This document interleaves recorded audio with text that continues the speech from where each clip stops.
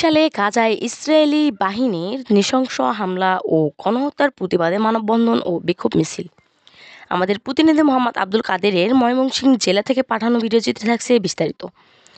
গাজায় ইসরায়েলি বাহিনীর নৃশংস হামলা ও গণহত্যার প্রতিবাদে ময়মনসিংহের ত্রিশাল উপজেলায় মানববন্ধন ও বিক্ষোভ সমাবেশ করেছে ত্রিশাল উপজেলার ছাত্রদল ও নজরুল কলেজ শাখার ছাত্রদল। ইসরায়েলি আগ্রাসন বন্ধ করে ফিলিস্তিন বাঁচাও স্লোগানে মঙ্গলবার 8 এপ্রিল দুপুর 12টায় সরকারি নজরুল কলেজ গেটের সামনে এই কর্মসূচি অনুষ্ঠিত হয়। এতে বিভিন্ন স্কুল, কলেজ ও সচেতন নাগরিকরা একাত্মতা প্রকাশ করে কর্মসূচিতে অংশগ্রহণ করেন। এই সমাবেশে উপস্থিত নেতৃবৃন্দর পক্ষ থেকে গভীর উদ্বেগ ও নিন্দা জানায় বক্তারা। এই মানবতা বিরোধী কর্মকাণ্ডের বিরুদ্ধে বিশ্ববাসীকে সোচ্চার হতে হবে।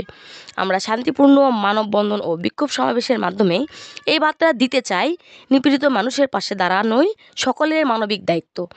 ইসরায়েলের বিরুদ্ধে আন্তর্জাতিক পদক্ষেপ গ্রহণ এবং গাজায় চলমান হত্যাযজ্ঞ বন্ধের দাবি জানানো হয়।